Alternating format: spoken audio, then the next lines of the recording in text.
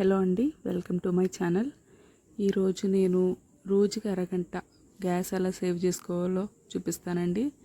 అరగంట గ్యాసే కాదు, కరెంటు కూడా.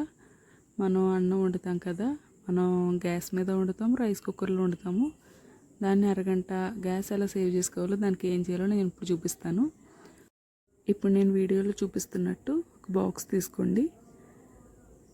దాంట్లో గ్రాస్ ఉంటుంది కదా, వరిగడ్డి అంటారు. అది తీసుకుని బాక్స్ అంతా నింపండి. మనం రైస్ వండే గిన్నె ఉంటుంది కదా, గిన్నె అయినా కుండైనా ఏదైనా, దానికి సరిపడా ప్లేస్ ఉంచి లోపల చుట్టూరు గ్రాస్ అనేది పెట్టండి.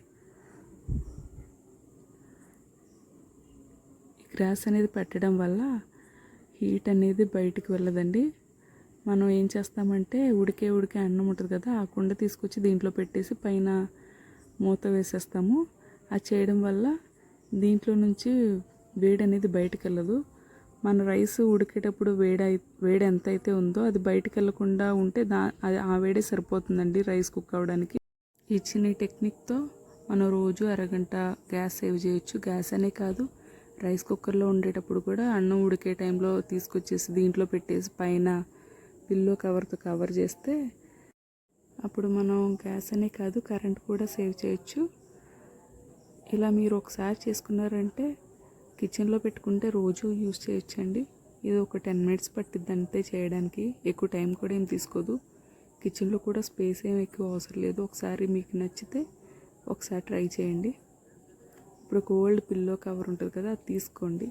అది తీసుకుని దాంట్లో కూడా గ్రాస్ ఫుల్గా నింపేయాలి. ఇది వరిగడ్డ అండి, ఇది పల్లెటూరులో ఎక్కువ దొరుకుతుంది, మీ సిటీలో దొరకకపోవచ్చు. ఇలా మొత్తం పిల్లో మొత్తం ఆ గడ్డితో నింపేయాలండి. నింపేసిన తర్వాత ఇందాక మనం చేసాం కదా, బాక్స్ పైన పెట్టాలి.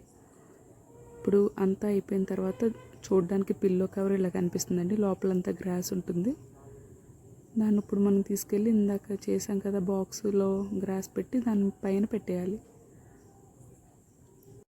ఇప్పుడు ఇది సెట్ అయిపోయిందండి.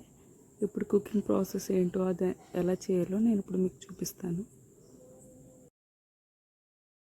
రైస్ ఇలా బాయిల్ అవుతుంది కదండి, కరెక్ట్గా బాయిల్ అయ్యే స్టేజ్లోనే దాన్ని తీసుకెళ్ళి ఆ బాక్స్ మధ్యలో ప్లేస్ చేసి అలా చుట్టూరు గ్రాస్ ఉంది కదా మధ్యలో పెట్టేసి దాని మీద మూతేసి ఇందాక చేసాం కదా మనం పిల్లో, అది అలా పెట్టేసి ఇప్పుడు మనం 15 మినిట్స్ తర్వాత వచ్చి చూద్దామండి.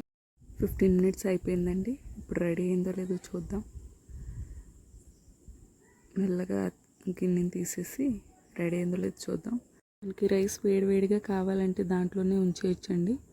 ఉంచి మనం ఎప్పుడైతే భోజనం చేస్తామో ఆ ముందు తీసుకున్నా చాలు. ప్లేట్ తీసి చూద్దాం. నీట్గా కుక్ అయిపోయింది కదా. ఈ వీడియో అందరికీ యూస్ఫుల్ అనుకుని నేను చేశాను. మీకు కనుక ఈ వీడియో యూజ్ అయ్యి నచ్చితే లైక్ చేసి, షేర్ చేసి, సబ్స్క్రైబ్ చేయండి. Thank you for watching my video.